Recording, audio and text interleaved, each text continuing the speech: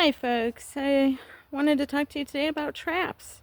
With spring just around the corner, it's time to take a look at traps, what ones work, what ones don't, in my opinion, and more. So these next couple of videos are just my opinion only, and I'm not sponsored or endorsed by any brand of equipment in particular. These are just traps that I use here for Can. So, without further delay, Shrimp and Linda are here to present to you traps. So, here's our first trap to look at. This is a standard have a heart trap, and this is not a brand that I like.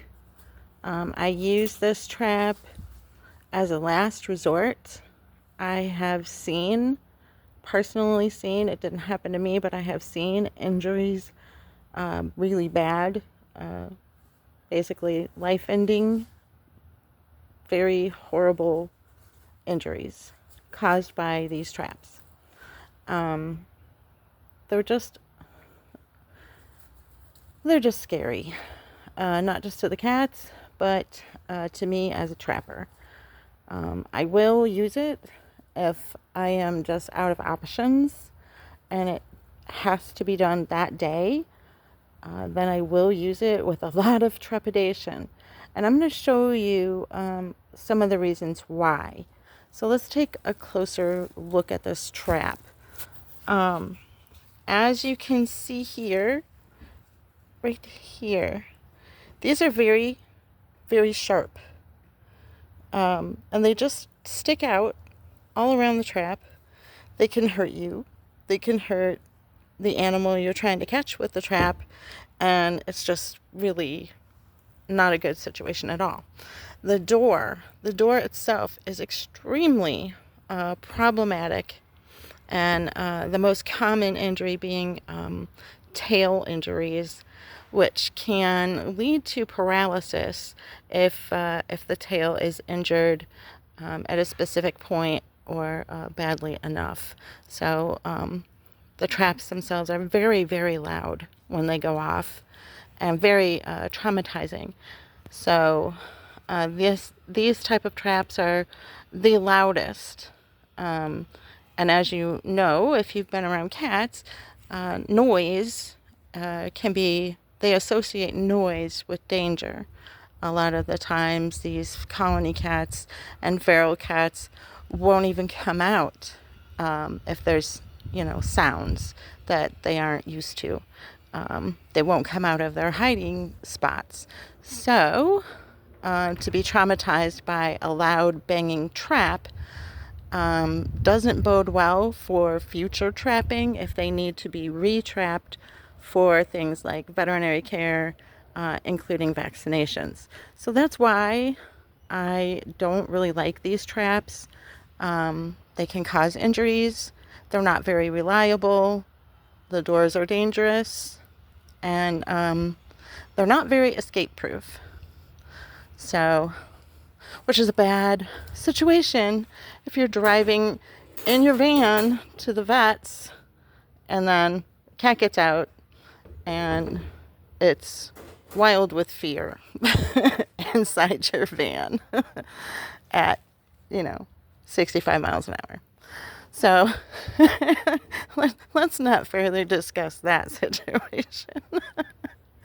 Anyway, so let's take a look at how this works. So let's turn the door so I can show you the door. First thing you do is you want to hold on to the plate here and push this towards the inside of the trap and lift. I don't know if I can set this with one hand. Now when you get about a quarter or a third of the way up, you're going to have to move your fingers out from behind that plate. So, because otherwise you'll get hurt. So, lift it all the way up. And then right here in the top is the catch that holds the door. in the upright position. So I'm going to try and finagle away with my pinky to set this.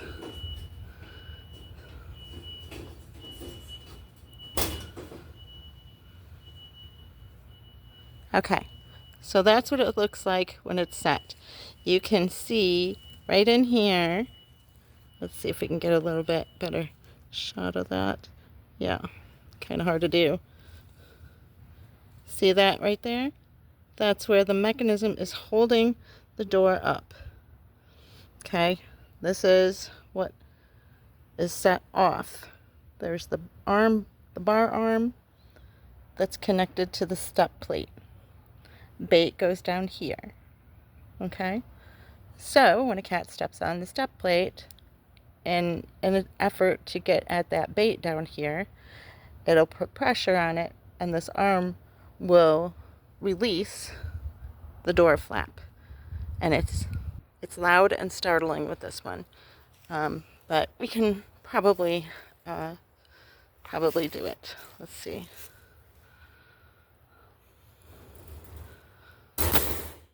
Yeah, super loud, super loud. But that's how those work. Not my favorite traps. This is the standard have a heart trap that you can get from Amazon and Tractor Supply and other farm supply stores and that sort of thing. So that's our first trap.